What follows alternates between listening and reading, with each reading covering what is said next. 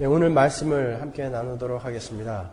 오늘 말씀은 요한복음 4장 19절에서 24절까지의 말씀입니다. 우리가 잘 아는 사마리아 여인의 이야기 일부이죠. 함께 읽도록 하겠습니다. 여자가 가로되 주여 내가 보니 선지자로소이다. 우리 조상들은 이 산에서 예배하였는데 당신들의 말은 예배할 곳이 예루살렘에 있다 하더이다. 예수께서 가라사대 여자여 내 말을 믿으라. 이 산에서도 말고 예루살렘에서도 말고 너희가 아버지께 예배할 때가 이르리라. 너희는 알지 못하는 것을 예배하고 우리는 아는 것을 예배하노니 이는 구원이 유대인에게서 남이니라. 아버지께 참으로 예배하는 자들은 신령과 진정으로 예배할 때가 오나니 곧 이때라. 아버지께서는 이렇게 자기에게 예배하는 자들을 찾으시느니라. 하나님은 영이시니 예배하는 자가 신령과 진정으로 예배할지니라. 아멘. 우리가 너무나 잘 아는 하나님은 영이시니 예배하는 자가 신령과 진정으로 예배할지니라 라는 그런 구절이 있는 부분입니다. 여기서 신령과 진정으로 라는 말은 Spirit and Truth라는 말입니다. 그러니까 정확히 직역을 하면 신령과 진리로 예배할지니라가 맞습니다. 그래서 신령과 진리로 예배하는 것이 무엇인지 우리가 예배 시작할 때마다 신령과 진리로 예배할지니라라고 하는데 그 신령과 진리로 예배하는 게 어떤 것인지 알아야 우리가 신령과 진리로 예배를 드릴 거 아닙니까? 그리고 예수님이 오늘 본문에서 이야기하는 것처럼 나는 신령과 진리로 예배하는 자만 찾는다라고 이야기하시는데 그러면 우리가 신령과 진리로 예배드린다는 말이 무슨 말인지 모르면 하나님께 예배를 드리는 것은 헛수고다라는 말입니다. 그래서 신령과 진리로 드리는 예배에 대해서 우리가 오늘 살펴보도록 하겠습니다. 제가 그 사무엘 베케트라는 그러한 사람을 아주 좋아합니다. 극작가죠. 그리고 노벨 문학상을 받은 사람입니다. 이 사무엘 베케트의 유명한 연극이 Waiting for Godot라는 고도를 기다리며라는 연극이 있습니다. 제가 그 고도를 기다리며라는 연극을 보고 대학 시절에요. 나오면서 대학로에 이렇게 앉아가지고 만든 노래가 하나 있어요. 그 유명한 사무엘 베케트의 연극이 끝나던 날. 아무도 모르시죠? 우리 식구들만 알아요. 나중에 언제 한번 들려드릴 기회가 있으면 들려드릴 텐데 그 고도를 기다리며라는 그 내용은 고도를 계속 그 주인공들이 기다리는데 결국은 못 만나고 그냥 끝나요. 연극은. 이 부조리 연극의 선봉이라고 할 수 있는 이 고도를 기다리며 사무엘 베케트가 그의 많은 작품에서 이야기하고자 하는 것들은 이 사람들은 실존주의에 입각해서 극을 전개해 나가는데 이 땅에 신은 없다라는 것입니다. 신은 존재하지 않는다. 그리고 신은 존재한다 할지라도 우리와는 아무 상관없는 게으르고 포악하고 그런 불성실한 신이다 라는 것을 주장하는 것을 바로 우리가 부조리 극이다 그래요. 그래서 사무엘 베케트의 모든 연극은 부조리 극입니다. 알베르트 까미가 동시대에 쓴 소설 중에 페스트라는 소설이 있어요. 역시 부조리 소설인데 그 내용도 역시 마찬가지로 신은 없다. 있다 할지라도 그 신은 우리에게서 절대 타자다. 그래서 우리와는 아무 관계없는 우리와 어떤 밀접한 관계를 갖고 우리의 삶을 이끌어가는 그런 신은 존재하지 않는다.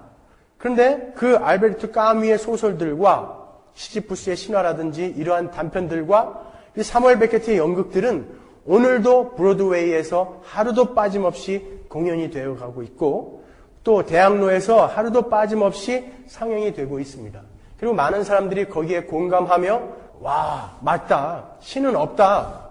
우리끼리 열심히 노력해서 이 땅에서 지상의 낙원을 이루면서 살자. 이렇게 많은 사람들이 그쪽으로 가고 있다고요.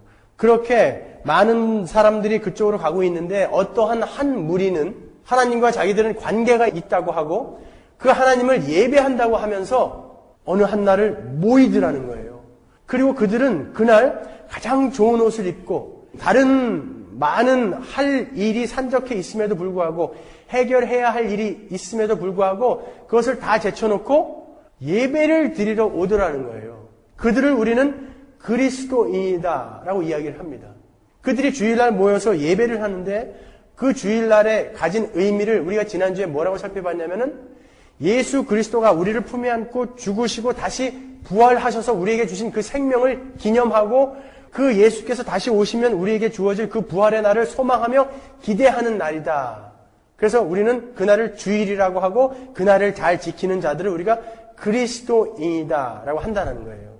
그래서 그들은 어떠한 어려움이 있어도 평강을 누리고 어떠한 고난이 있어도 안식을 누리더라는 것이죠. 그래서 그것을 확인하기 위해서 서로 모이기를 힘쓰는 자들, 바로 여러분들 아니겠습니까? 그래서 우리 교회에서도 라스베가스에서 매주 내려오잖아요.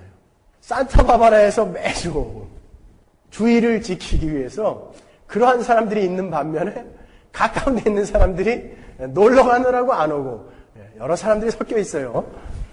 그러한 분들을 위해서 제가 이따가 찬양을 한 곡 들려드릴 겁니다. 아, 맞습니다. 우리는 그렇게 가는 것입니다. 우리 교회는 참 좋은 교회예요. 그죠? 옛날에 그 종로에 나가면 화신극장이라는 데가 있었는데 지금은 부서지고 다른 백화점이 들어섰는데 거기를 지나가다 보면 항상 크게 써붙인 글귀가 뭐냐면 쇼도 보고 영화도 보고 거기 들어가면요 조용팔, 너후나 이런 가짜들이 나와갖고 노래 한두 곡씩 불러줘요. 그게 쇼예요. 그래서 우리는 말씀도 듣고 찬양도 듣고 참 좋은 교회죠. 우리는. 네, 여러분 참 잘 오신 거예요. 수지 맞으신 거죠. 오늘 우리는 지난주에 살펴본 그 주일에 우리는 무엇을 근거로 또 어떠한 자세로 예배를 해야 하는가에 대해서 살펴보려고 그래요. 그래서 신령과 진리로 예배를 드리는 것이 어떤 것인가 살펴보기 위해서 오늘 이 구절을 선택을 했습니다. 여러분, 이 사마리아 여인을 통해서 우리는 신령과 진리로 드리는 예배에 대해서 확실히 확인을 할 수가 있습니다. 오늘 본문에 보면 예수께서 사마리아 땅을 지나가시다가 6번째 남편과 함께 살고 있는 엉터리 같은 그 여인을 하나 만납니다. 엄밀히 말하면 6번째 남편은 아니에요. 이 6번째 사람은 동거하는 관계였고 5명의 남편이 있었다고요. 그 여자가 오죽 부끄러우면 대낮에 물을 길러 나온단 말이죠. 그 사막에서는 대낮에 물을 길러 나오는 사람들은 참 바보들이라고요. 너무나 덥기 때문에 해가 뉘엿뉘엿 져갈 무렵부터 그들은 물을 길었단 말이죠. 그러니까 아무도 나오지 않는 우물가에 이 여인 혼자 물동이를 이고 나온 거예요. 왜냐하면 뭔가 부끄러운 일을 이 여인은 했기 때문에. 그래서 남에게 알리고 싶지 않은 무언가가 있기 때문에 그는 대낮에 물동을 이고 나온 것입니다. 그런데 예수님이 그에게 다가가셔서 나에게 물을 좀 달라. 내가 목이 마르다라고 이야기하신다고요. 그러니까 이 사마리아 여인이 당신은 유대인인데 어떻게 사마리아 여인인 나에게 물을 달라고 하십니까? 그러니까 예수님이 네가 하나님의 선물이 무엇인지 알고 내가 누구인지 알았더라면 너는 나에게 생수를 구했을 텐데. 그래요. 그러니까 이 여인이 선생님, 지금 선생님에게는 두레박도 없고 저 우물은 저렇게 깊습니다. 그런데 나에게 어떻게 생수를 주겠다고 하는 것입니까? 그러니까 예수님이 내가 너에게 줄 생수는 영원히 목마르지 않는 생수다. 너희들이 먹는 이 우물은 곧 또다시 목이 마를 것이지만 내가 너희들에게 주는 이 생수는 영원히 목이 마르지 않는 생수다. 그러니까 이 여인이 나에게 그 생수를 주십시오. 다시는 내가 물을 길러 나오지 않아도 되니까 나에게 그 생수를 주십시오. 그런다고요. 아직 모르는 거죠, 이 여인은. 그런데 이 예수님께서 가서 네 남편을 데려와라 그래요. 그냥 엉뚱한 대답, 질문을 해가고 계신 거예요, 지금. 네 남편을 데려와라. 그러니까 나는 남편 없습니다. 그런다고. 그러니까 예수님이 맞다. 넌 남편이 없다. 너는 5번 결혼했었고 지금 사는 그 남자도 네 남편은 아니다. 그러니까 이 여인이 깜짝 놀라는 거예요. 나에 대해서 내가 감추고 싶은 것을 명확하게 지적해내니까 깜짝 놀라는 것이죠. 그러니까 이 여인이 갑자기 무슨 이야기를 하냐면 선생님, 당신네들은 예루살렘에 있는 그 모리아산, 시온산에서 예배를 하는 게 맞다 그러고 우리는 이 북이스라엘의 세겜에 있는 그리심산에서 예배를 하는 게 맞다고 하는데 어떤 게 옳은 것입니까? 이렇게 물어본다고요. 완전히 질문과 대답이 엉뚱하게 이어져 나가고 있잖아요. 이것을 우리가 잘 이해를 하려면 이것만 가지고는 우리가 이해할 수가 없어요. 우리가 계속해서 설교 시간에 살펴본 것처럼 이 신약은 영화의 자막 같은 거라고요. 그렇다면 어딘가에, 구약의 어딘가에 그 화면이 있을 거란 말입니다. 요한복음은 지난번에 살펴본 것처럼 창세기에부터 계시록까지 일어날 전체 구원의 이야기, 구속의 이야기를 반복해 가면서 우리에게 지금 보여주고 있어요. 그렇죠? 이 사마리아 여인의 이야기에서도 역시 이 이스라엘 백성의 출애굽 이야기가 처음부터 전개되어져 나가고 있는 거예요. 그래서 그것을 여러분들이 숙지해 두시지 않으면 지금 왜 이런 질문과 대답들이 오가는지 우리가 알 수가 없다고요. 출애굽에서 하나님께서 그 백성들을 불러내시죠. 그러고 나서 그들이 사흘간 목이 마릅니다. 그죠? 목이 마르니까 빨리 물 달라, 물 달라. 그래서 샘물을 하나 찾았어요. 마라의 쓴 물이죠, 그게. 쓴 물을 찾았는데 못 먹어요. 그러니까 나뭇가지를 던집니다. 십자가를 상징하는 거예요. 그러니까 그것이 단물로 변해서 그들이 생수를 마셨습니다. 그죠? 그리고 또 한 가지 물의 사건이 있는데 반석에서 그들이 목이 마를 때에 생수가 터져 나온다고요.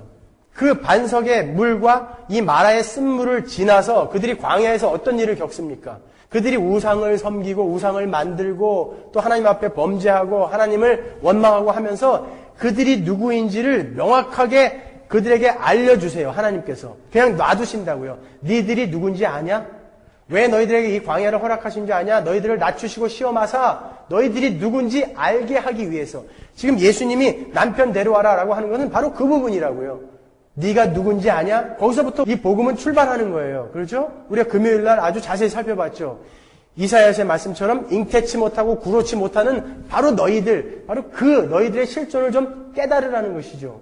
그래서 시편 113편에 잉태치 못하는 자들이여 찬송할지어다. 아니 애 못 낳는 게 무슨 찬송할 일입니까? 그 의미는 나는 이렇게 죄와 허물로 죽어있던 자군요 라는 것을 깨달은 자들이 바로 하나님의 은혜를, 예수 그리스도의 그 사랑을 깨달을 수 있다라는 거예요. 그러니까 그 부분부터 확인시키시는 거예요. 너희들은 얼마나 엉터리 같은 인간인지 확인시키는 거. 그게 바로 광야에서 있었던 일이에요. 거길 지나서 이스라엘이 어디로 갔어요? 시내 산으로 갔잖아요. 시내 산에서 무슨 일이 있었습니까? 십계명, 율법을 받았고 하나님께서는 그들에게 율법을 주시면서 이렇게 하나님을 섬겨라라고 율법을 주셨는데 그들은 아래서 금송아지 만들어 놓고 이가 우리를 애굽에서 이끌어낸 여호와다라고 얘기했단 말이에요.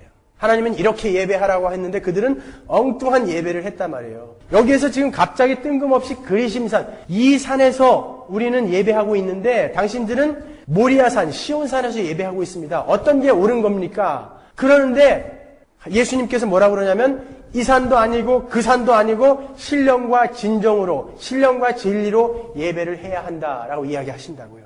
그러면 이 이야기를 가지고 오늘 이야기를 풀자고요. 자기가 누구인지, 예수 그리스도가 누구인지, 또 하나님의 선물이 무엇인지 몰랐던 그 여인에게, 바로 우리에게 예수께서 찾아오시는 것입니다. 찾아오셔서 물을 좀 달라라고 말씀하십니다. 물을 좀 달라라고 하는 것은 예수 그리스도께서 목이 말랐다라는 것보다는 너희들은 바로 생수를 마셔야 할 그러한 목마른 자들이라는 것을 우리에게 가르쳐 주시기 위함이에요. 그래서 우리는 그 목마름을 갖고 있는 자들, 예수님께서 십자가에서 목마르다라고 하시잖아요. 그 목마름을 끝까지 가지고 돌아가셨다고요. 우리의 목마름을 예수께서 다 안으셨다고요. 그러니까 우리의 목마른 우리들을 예수께서 지금 동일시하고 계신 거예요. 물이 필요한 것은 바로 너희들이다라는 것을 이야기를 꺼내시기 위해서 물 좀 다오라고 이야기하시는 거라고요. 생수를 우리에게 먹이기 위해서. 생수인 그분이 오셔서 지금 그 생수를 설명하고 계세요. 그러면서 네 남편을 데려와라. 너희들이 누구인지 확실히 좀 알아라라는 거거든요. 그래놓고 지금 신령과 진정으로 진리로 예배를 드려라 그런다고요. 그러면 그리심산도 아니고 이 모리아산, 시온산도 아니고 예루살렘의 그 예배도 아니고 그러면 어떠한 예배가 신령과 진리로 드리는 예배인가? 이 그리심산의 예배와 예루살렘의 시온산의 예배가 어떤 것인지 알면 그렇게 안 드리면 신령과 진리로 드리는 예배 아닙니까? 그렇죠? 그러니까 그 예배가 어떤 것이었는지 우리가 성경에서 한번 힌트를 얻어보자는 거예요. 이스라엘이 BC 931년에 북이스라엘과 남유대로 갈라졌습니다. 북이스라엘과 남유대로 갈라지면서 그들은 예배할 장소인 예루살렘의 그 모리아산을 공유할 수가 없었어요. 그렇기 때문에 북이스라엘의 그 10지파는 예배를 할 장소가 없었던 거예요. 이 남유대는 베냐민 지파와 유다 지파 이 두 지파로 구성된 이 남유대는 이 예루살렘의 모리아산, 그 시온산에다가 성전을 멋지게 지어놓고 거기서 예배를 드렸단 말이에요. 근데 이 북이스라엘은 예배를 드릴 장소가 없었어요. 그들이 하나님을 좀 열심히 섬겼습니까? 엉터리로 섬겼지만 그들은 그 하나님을 열심히 섬겨야 자기들에게 메시아가 오고 이 땅에 푸른 봄달이 온다라고 알았기 때문에 예배를 드렸어야 돼요. 그런데 예배 드릴 장소가 없었어요. 그래가지고 이들이 남유대 땅에 예루살렘에 예배를 드리러 넘어가곤 했습니다. 그런데 이 북이스라엘이 BC 722년에 아수르한테 멸망을 당해버렸어요. 아수르한테 멸망을 당하면서 이 아수르가 어떤 정책을 썼냐면 이 유대인의 순수 혈통을 완전히 흐트러 놓기 위해서 혼합 정책을 썼다고요. 그래서 이 가나안 땅에 살고 있는 사람들을 아수르로 데려가고 아수르 사람들을 여기다가 섞어버렸어요. 막 섞어가지고 혼혈인들이 돼버린 거예요. 그래서 남유대 사람들은 그 북이스라엘 지역에 사는 사람들을 보고 사마리아 사람이다 라고 이야기를 했단 말이에요. 그러니까 남유대 사람들은 이 사람들을 너희들은 개만도 못한 인간이다 그랬단 말이에요. 그런데 그들이 자꾸 내려와서 예배를 드리겠다고 하는 것을 이들이 허락할 리가 있습니까? 더더군다나 바벨론에서 남유대가 포로로 잡혀갔다가 돌아왔을 무렵에 성전을 재건하잖아요. BC 5세기경에 500년경에. 그런데 이 사마리아 사람들이 내려가서 우리가 좀 돕겠다 그럽니다. 그러니까 이 남유대에서 거절해요. 너희 같은 개 같은 인간들은 성전을 재건하는데 동참할 수 없다. 이들이 화가 났어요. 화가 나서 그 성전을 짓는 곳에 가서 시체들을 막 뿌려놓기도 하고 방해를 합니다. 그러니까 북이스라엘에서 화가 나니까 BC 400년경에 이 그리심산에다가 세겜 땅에 있는 그리심산에다가 자기들만의 성전을 지어버려요. 또 뭘 근거로 그 세겜 땅에다가 그리심산에다가 성전을 짓냐면은 아브라함이 가나안에 들어와서 제일 처음 하나님께 예배를 드린 제사를 드린 곳이 바로 그 세겜 땅 그리심산이라고요. 그러니까 우리가 정통이다 그러면서 북이스라엘은 거기다가 성전을 짓고 거기서 예배를 드리기 시작했다고요. 그래서 이 사마리아 여인이 우리는 그때부터 지금까지 그렇게 예배를 그리심산에서 드리고 있는데 그게 옳은 것입니까? 저 유대 사람들이 이야기하는 예루살렘의 모리아산이 옳은 것입니까? 그렇게 예수님께 물어보는 거예요. 그러니까 예수님이 둘 다 아니다 그런다고요. 그러면 그 그리심산에서 그렇게 드렸던 예배가 왜 예수님에게는 아니다라고 비춰졌을지 우리가 구역에서 찾아보겠습니다. 열왕기 상에서 거기에 대한 것을 힌트하고 있습니다. 12장 26절로 가겠습니다. 그 마음에 스스로 이르기를 나라가 이제 다윗의 집으로 돌아가리로다. 만일 이 백성이 예루살렘에 있는 여호와의 전에 제사를 드리고자 하여 올라가면 이 백성의 마음이 유다 왕된 그 주 르호보암에게로 돌아가서 나를 죽이고 유다 왕 르호보암에게로 돌아가리로다 하고 이에 계획하고 두 금송아지를 만들고 무리에게 말하기를 너희가 다시는 예루살렘에 올라갈 것이 없도다. 이스라엘아 이는 너희를 애굽 땅에서 인도하여 올린 너희 신이라 하고 하나는 베델에 두고 하나는 단에 둔지라. 이 일이 죄가 되었으니 이는 백성들이 단까지 가서 그 하나에게 숭배함이더라. 북이스라엘의 왕은 배신자인 여로보암이었어요. 남유대의 왕은 솔로몬의 아들인 르호보암이었죠. 북이스라엘에 있는 사람들이 자꾸 아래로 내려가서 제사를 드리러 가니까 이 여로보암이 한 가지 방법을 고안해냈는데 그 사람들이 자꾸 아래로 내려가면 그들의 편이 되어서 우리에게 칼을 겨눌지도 모른다. 그러니까 우리가 여기서 제사를 드리게 만들어주자. 그래놓고 금송아지를 만들어 놓고 거기다가 제사를 드리게 했단 말이에요. 상황이 똑같죠. 그리심산에다 그들이 성전을 지어놓고 무엇을 했는지 이 열왕기상에서 지금 힌트하고 있는 거예요. 금송아지를 만들어 놨다고요. 그런데 이러한 일이 어디에서도 있었습니까? 우리가 출애굽에서 오늘 이 사마리아 여인의 부분인 시내산, 바로 그 시내산에서 똑같은 일이 있었잖아요. 하나님께서 율법을 주시고 십계명을 주시면서 이렇게 하나님을 섬겨라. 너희들은 이렇게 살아야 한다라고 이야기했는데 거기에서 시내산에서 그 이스라엘 백성들은 금송아지 만들어 놓고 이가 우리를 애굽에서 끌어낸 여호와로라라고 똑같은 소리를 했단 말이에요. 이렇게 인간들은 똑같은 범죄를 저지른다니까요. 이게 오늘날의 우리라는 거예요. 우리가 여호와의 이름을 부른다고요. 예수의 이름을 부르죠. 우리는 하나님의 이름을 부릅니다. 예배당에 앉아서. 그렇지만 이 중에 전부 다가 그 하나님을 진짜 알고 그 예수를 진짜 알고 그렇게 하나님이 원하시는 신령과 진리로 드리는 예배를 드리고 있지 못하는 거예요. 그들은 자기의 필요를 채워줄 하나님, 어떤 기적과 이사를 통해서 나를 이 땅에서 잘 먹고 잘 살게 해줄 그런 하나님, 그런 하나님을 부르는 자들이 이 땅에도 있다라는 것이죠. 이 구절을 통해서 하나님은 뭘 우리에게 경고하시냐면 니네들 그런 자들 너희들은 가짜다. 아니다. 신령과 진리로 예배드리는 그들만 진짜다. 라고 이야기하시는 거라고요. 출애굽기 32장 4절로 가보세요. 아론이 그들의 손에서 그 고리를 받아 부어서 각도로 새겨 송아지 형상을 만드니 그들이 말하되 이스라엘아 이는 너희를 애굽 땅에서 인도하여 낸 너희 신이로다 하는지라. 여러분 지금 성경에서 그리심산의 예배와 이 신의 산에서 드려졌던 그러한 엉터리 예배를 딱 띄워놓고 비교하면서 이것들 다 아니다. 그리고 만약에 이러한 구약적인 예배, 육적인 예배, 율법적이고 형식적이고 위선적인 그런 예배 드리는 너희들도 아울러 다 가짜다. 그거 가르쳐 주시려고 하는 거예요, 지금. 그런데요, 이 성경에서는 지금 예루살렘에서 드려지는 그 예배 또한 가짜다라고 이야기해요. 어떻게 이야기하는지 갈라디아서 4장 22절로 가보겠습니다. 하갈과 사라를 딱 또 비교해 놓으면서 옛 언약과 새 언약으로 그들을 표현한다고요. 기록된 바 아브라함이 두 아들이 있으니 하나는 계집종에게서, 계집종이 누구죠? 하갈이죠. 이스마엘의 엄마. 하나는 자유하는 여자 사라입니다. 낳다에서 하였으나 계집종에게서는 육체를 따라 낳고, 이스마엘은 바로 그 구약을 상징하는 저주받은 인간들이란 말이에요. 자유하는 여자 사라에게서는 약속으로 말미암았다 그러잖아요. 이것은 비유니 이 여자들은 두 언약이라. 하나는 옛 언약, 하나는 새 언약이라는 거예요. 신의 산으로부터 종을 낳은 자니 곧 하갈이라. 이 하갈하는 것은 하갈이에요.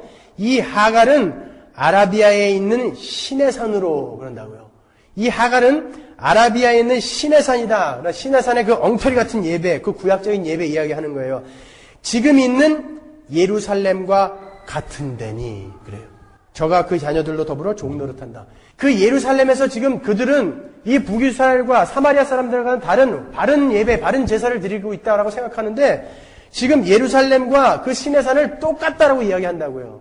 그러니까 예수 그리스도로 결론 지어지지 않은 구약의 모든 행위들은 다 가짜라는 거예요. 죽음에 이르는 그런 행위들이라는 것이죠. 그래서 그때 어떤 것 살펴봤습니까? 고린도후서 3장에서 예수 그리스도로 결론 지어지지 않는 그 구약의 모든 것은 죽음으로 흘러가는 것이고 다 거짓이다 그러잖아요.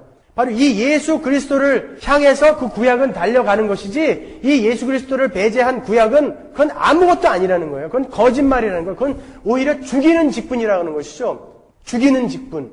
그래서 모세를 향해서 죽이는 직분이라고까지 이야기를 한단 말이죠. 고린도후서 3장에서는요. 고린도후서 3장 6절을 한번 보세요. 한번 확인하고 가겠습니다. 저가 또 우리로 새 언약의 일꾼 되기에 만족해 하셨으니 의문으로 하지 않고 오직 영으로 함이니 의문은 죽이는 것이요. 의문은 letter, 율법이에요. 영은 살리는 것임이니라. 자, 여러분 여기에서 우리가 지난번에 했던 걸 잠깐만 복습하고 가자 말이에요. 이 의문은 죽이는 것이요 영은 살리는 것이다 그랬습니다. 의문, 구약의 율법은 이 예수 그리스도로 결론이 나지 않으면 우리를 죽일 수밖에 없어요. 왜냐하면 지키면 살고 안 지키면 죽는다이기 때문에 그것을 예수가 지키고 우리가 구원을 받는 것을 새 언약이라고 한단 말이에요. 근데 이 예수가 빠지고 너희들 지켜라, 지키면 살려줄게, 죽어라고 지키지만 그것을 완벽하게 하나님이 요구하는 수준으로 지키는 자가 없다란 말이에요. 그러니까 그거는 죽이는 직분이라는 것이죠. 그게 예수 그리스도로 딱 향해서 이 예수가 그것을 만족시키면서 우리를 건져내셨구나, 그게 은혜구나라는 게 바로 새 언약이란 말이에요. 그거 새 언약이 뭐라고 그랬죠?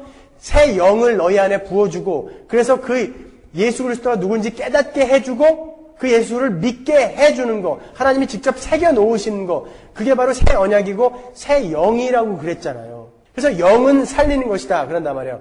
우리가 신령과 진리로 예배를 드리라는 것에서의 바로 이 신령으로 예배를 드리라는 게 바로 이 영, 새 언약 아래에서 우리가 깨닫고 예수가 누구이시며 그 믿음을 근거로 드리는 예배가 바로 신령과 진리로 드리는 예배란 말이에요. 그러니까 여러분은 예수를 알지 못하면, 그 은혜가 뭔지 알지 못하면, 그리고 여러분이 얼마나 추악한 존재인지, 남편 6이 있었던 그 엉터리 같은 존재였는지, 신의 산에서 그렇게 금송아지를 만들어 놓고 하나님 이가 여호와다라고 이야기할 수밖에 없었던 그러한 존재였는지 모르면 여러분이 드린 예배는 다 가짜라는 거예요. 그러니까 여러분이 예배를 바로 드리기 위해선 예수가 누구인지를 알아야 되는 거예요.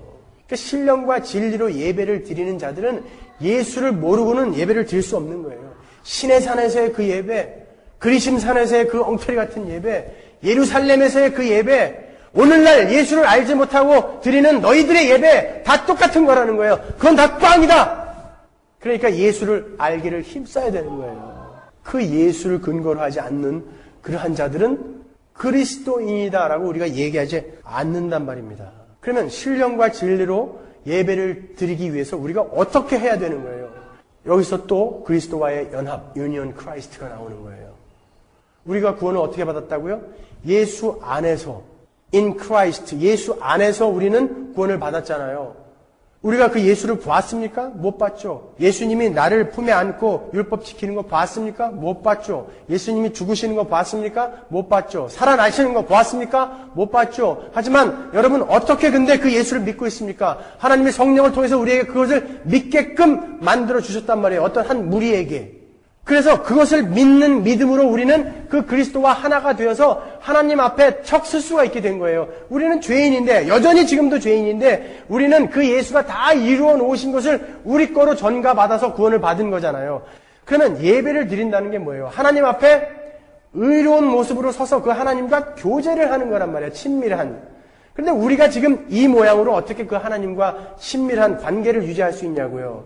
그리스도와의 연합이란 말이에요. 우리는 그리스도 안에서 의롭게 되었기 때문에. 그러면 여러분들이 이 자리에서 드리는 그런 말도 안 되는 찬양, 기도 이런 것들이 어떻게 하나님 앞에 연락되어질 수 있냐고요. 찬양하면서도 내일 렌티비 내야 되는데, 찬양하면서 우리 자식들은 왜 이렇게 말썽이야.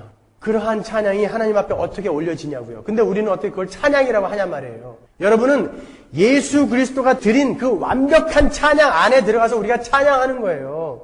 예수 그리스도가 드린 그 완벽한 기도 안에 들어가서 우리는 기도하는 거라고요.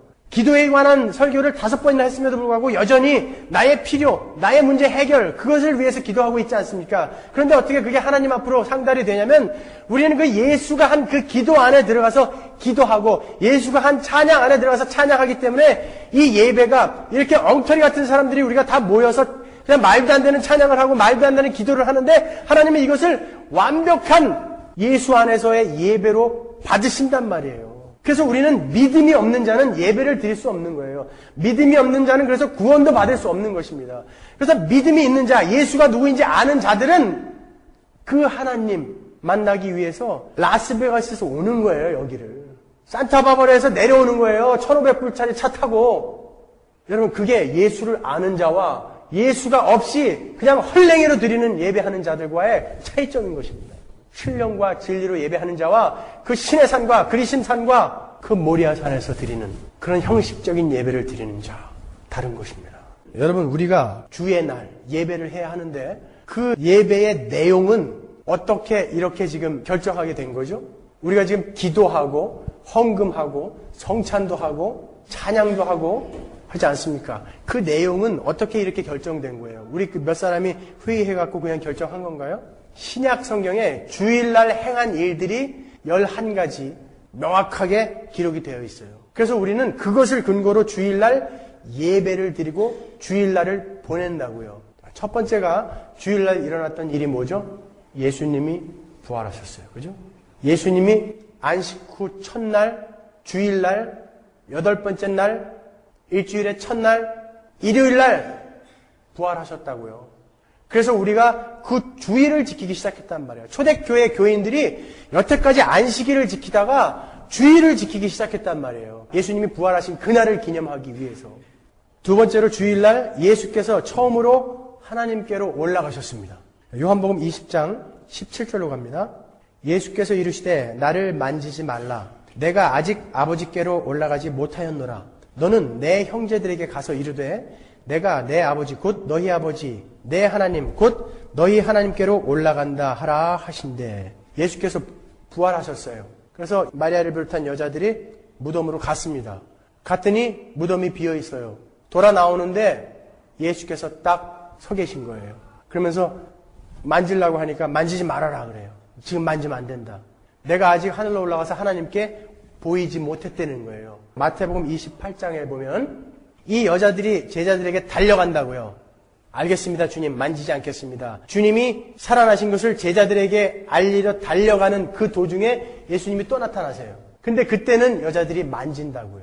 예수께서 저희를 만나 가라사대 평안하뇨 하시거늘 여자들이 나아가 그 발을 붙잡고 경배하니. 발을 붙잡았어요. 그러면은 그 사이에 예수님은 어디 갔다 오신 거예요?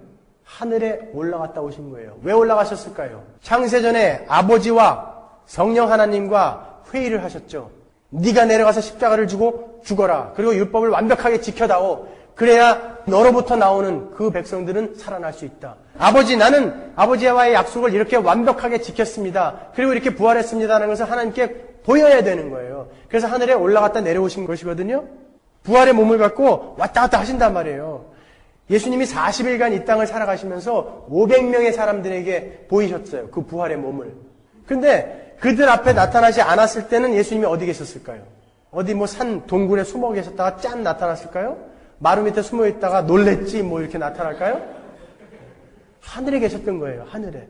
부활의 몸을 입고 우리는 그 몸을 입는 거예요. 이제 그 왔다 갔다 시공을 초월하는 그 부활의 몸. 그렇지만 먹고 눈에 보이는 그 몸을 입게 될 거라고요. 그건 나중에 우리 한번 살펴보고요. 예수님께서 하늘에 올라가셨단 말이에요. 주일날. 우리는요. 우리는 믿음 안에서 예수 안에서 우리에게 주어진 그 어마어마한 영광스러운 우리의 신분을 그날 하나님 앞에 보이는 거예요. 하나님, 예수로 말미암아 내가 이렇게 됐습니다. 기쁘시죠? 하나님이 기뻐 뛰시는 거예요. 거기서. 그래서 우리는 주일날을 지키는 거예요. 하나님 앞에 서는 거예요. 우리는 믿음으로 그 하늘에서 하나님 보좌 앞에서 지금 예배를 하고 있는 것입니다. 여러분. 믿음으로요.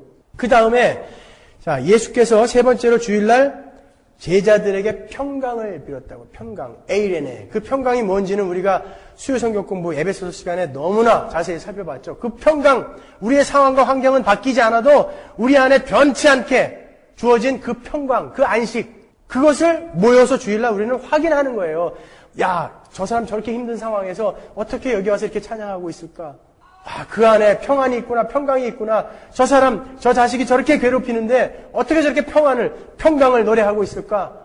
확인하는 거예요. 그리고 힘을 얻는 거예요. 그 평강, 그리스도인들이 모이는, 그래서 평강을 확인하는 그날. 그것이 주일인 것입니다. 네 번째로 예수님께서 주일날 떡을 떼셨습니다. 성찬, 성례를 행하셨단 말이에요. 누가복음 24장 30절로 갑니다. 저희와 함께 음식 잡수실 때에 떡을 가지사 축사하시고 떼어 저희에게 주심에 엠마오 마을로 두 제자가 그 주일날 예수님이 부활하신 날 내려갑니다. 낙심해가지고 야 저렇게 맥없이 죽을 줄 몰랐다. 그러면서 내려가는데 예수님이 딱 나타나셨어요. 그래놓고 그들에게 예수님 구약 성경을 설명해 주시면서 그들에게 떡을 떼어서 성찬을 행하신다고요. 그래서 우리는 주일날 성찬식을 하는 거예요. 자, 다섯 번째로 주님은 제자들에게 성경을 깨닫게 해주셨어요. 똑같은 본문이죠. 누가복음 24장 45절로 가시면 이에 저희 마음을 열어 성경을 깨닫게 하시고 또 이르시되 이같이 그리스도가 고난을 받고 제3일에 죽은 자 가운데서 살아날 것과 또 그의 이름으로 죄사함을 얻게 하는 회개가 예루살렘으로부터 시작하여 모든 족속에게 전파될 것이 기록되었으니 예수님이 제자들에게 구약 성경의 말씀을 깨닫게 해주셨단 말이에요. 그래서 우리는 성경 봉독을 하는 거예요. 주일날. 성경 봉독을 하고 하나님이 아니면 우리에게 이 말씀을 깨닫게 해주실 분이 없습니다. 라고 기대하면서 앉아있는 거예요. 주일날 여기에. 그리고요. 여섯 번째로 주님은 주일날 제자들에게 세상에 그리스도의 대사로 보내셨습니다. 요한복음 20장 21절 보시면 예수께서 또 가라사대 너희에게 평강이 있을지어다 아버지께서 나를 보내신 것 같이 나도 너희를 보내노라 하고 주일날 말씀하셨다고요. 이것은 뭐 나와서 전도해라 예수가 누구신지 전도해라 그 말도 있겠지만 이 말은요 주일날 세상 사람들이 보기에 저희들은 도대체 저렇게 해야 할 일이 산적함에도 불구하고 주일날이면 옷 깨끗이 입고 그 졸린데 일찍 일어나서 머리 쫙 하고 화장하고 제일 좋은 옷 입고 헌금도 다리 위로 다려서 자식들 손잡고 교회를 가더라는 거예요. 뭔가 저들은 다르다. 뭔가 그 날을 그들이 믿는 하나님을 위해 다르게 드려지고 있구나. 라는 것을 우리 주일날 우리는 보여줘야 하는 거예요. 그 사람들하고 같이 골프 치러 가면 안 되는 거예요. 그 사람들하고 같이 소풍 가면 안 되는 것입니다. 여러분. 일곱 번째로 성령이 임하신 오순절날, 그날이 바로 주일날인 것입니다. 성령은 이 땅에 왜 오셨습니까? 예수 그리스도께서 하신 일이 무엇인지 우리에게 깨닫게 해주기 위해서 오신 거예요. 그래서 교회가 생긴 거예요. 그때 오순절날 성령이 임하심으로 말미암아 교회가 생기게 된 거라고요. 교회가. 그 성령이 하신 일이 오늘날도 동일하게 우리 이 죄인들의 마음속에 임한다는 거예요. 그 새 언약의 그 새 영이 오늘날도 우리에게 주어져서 교회가 오늘날도 그 렘넌트가 남겨지고 있는 것. 그것을 확인하는 게 바로 주일날이란 말이에요. 그래서 우리는 주일날 나오는 거예요. 그리고 여덟 번째로 성령께서 바울에게 신자들을 모아서 그들에게 말씀을 전파하라라고 한 날도 바로 주일날이에요. 사도행전 20장 6절 보십시오. 우리는 무교절 후에 빌립보에서 배로 떠나 닷새 안에 드로아에 있는 그들에게 가서 이레를 머무니라. 이레를 머물렀어요. 이레. 그런데 안식 후 첫날인 주일의 말씀을 강론한다고요. 그들은 안식일을 소중하게 여기고 있던 사람들인데 주일날 말씀을 강론한단 말이에요. 안식 후 첫날에 우리가 떡을 떼려 하여 모였더니 바울이 이튿날 떠나고자 하여 저희에게 강론할새 말을 밤중까지 계속했다. 그래서 주일날 설교하는 거예요. 아홉 번째로 바울은 고린도 교회에 헌금을 주일날 하라고 합니다. 성도를 위하여 고린도전서 16장 1절로 가시면 성도를 위하는 연보에 대하여는 내가 갈라디아 교회들에게 명한 것 같이 너희도 그렇게 하라. 매주일 첫날에 너희 각 사람이 이를 얻은 대로 저축하여 두어서 내가 갈 때에 연보를 하지 않게 하라. 그래서 주일날 우리는 헌금하는 거예요. 열 번째로 주님께서 밤모섬에 있는 사도 요한에게 나타나신 날도 주일날입니다. 사도 요한에게 그때 예수님이 어떻게 나타나셨죠? 그때에는 하늘의 모든 영광을 다 입고 나타나셨어요. 그리고 그 하늘의 영광을 직접 다 보여주셨다고요. 우리는 믿음 안에서 그 하늘의 영광을 체험하는 거예요. 이 주일날. 믿음 안에서 그 영광의 예수 그리스도를 확인하는 거예요. 주일날. 믿음이 없는 자들에게는 불가능한 일이죠. 물론 지루하고 따분한 시간이겠지만 우리 그리스도인들에게는 바로 그렇게 소중하고 중요한 날이 주일인 것입니다. 그 주일이 이토록 중요하다라고 성경에서 이렇게 주일 매주 첫날 기록하지 않아도 될 말을 이렇게 계속해서 반복해서 써주고 계신 거란 말이에요. 주의 날. 너희들은 그 예수 그리스도가 너에게 행한 일이 어떤 것인지 확인해라. 그리고 그 예수가 다시 오실 그날 이루어질 그 영광스러운 부활이 어떤 것인지 그 예수께서 부활하신 날 너희들은 기대하며 기념하며 소망해라 라고 하시는 거란 말이에요. 여러분 청렴하고 결백하고 착하고 순둥이 같은 사람을 우리는 그리스도인이다라고 이야기하지 않습니다. 많은 업적을 이루어내놓고 사람들에게 존경받는 자를 그리스도인이다라고 이야기하지 않습니다. 예수 믿는 자를 그리스도인이라고 하는 거예요. 여러분은 예수 믿는 자가 되셔야 되는 거예요. 교회에 나오셔서 청렴하고 결백하고 순둥이 같은 그런 사람이 되기 위해서 그걸 목적으로 예배당에 나오는 거 아니에요.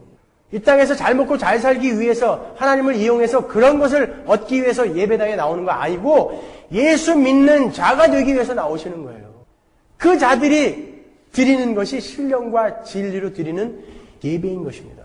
그 예수를 알지 못하고 드려지는 것은 계속해서 그리심산에 금송아지, 신의 산에 금송아지, 예수의 이름을 부르고 여호와의 이름을 부르지만 결국 자기가 믿는 것은 내 배, 그들을 우리는 넌 크리스찬이라고 하는 거예요. 그리고 하나님께서 그런 자들의 예배는 난 안 받는다. 그리고 마태복음에 나오는 것처럼 주여 주여 내가 이렇게 열심히 예배를 몇십 년간 드렸는데 나를 모르다니요. 나는 너희를 도무지 모른다.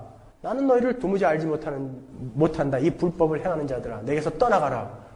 여러분 그 자리로 가시겠습니까? 그러면 신령과 진리로 예배를 드리려면 여러분 예수를 배우셔야죠. 공부하셔야죠. 성경을 읽으셔야죠. 우리가 할 수 있는 길, 신령과 진리로 예배를 드릴 수 있는 길은 바로 그 예수를 연구하고 공부하고 배우고 깨닫는 길밖에 없어요. 그러니까 수요일 날, 금요일 날 모여서 그렇게 열심히들 한다고요. 한 번도 안 빼먹고 오는 사람들이 있는데 그냥 주일날 하루 달랑 와가지고 진도가 다르니까 제가 설교할 때 굉장히 막 헷갈려요. 이거 이 얘기 분명히 해줬는데 모르는 사람들이 더 많으니까 해줘야 되잖아요 또. 그러니까 들은 사람들에게는 또 미안하단 말이에요. 시간이 없어서 못 오시는 분들은 테이프나 CD를 사셔서 열심히 들으십시오. 그래서 그 예수가 누구인지 밝히 좀 아시라고요. 그래서 모두가 신령과 진리로 예배를 드릴 수 있는 그 날을 좀 소망하자 말입니다. 우리 서문화 교회에서만큼은 말이에요. 기도하겠습니다.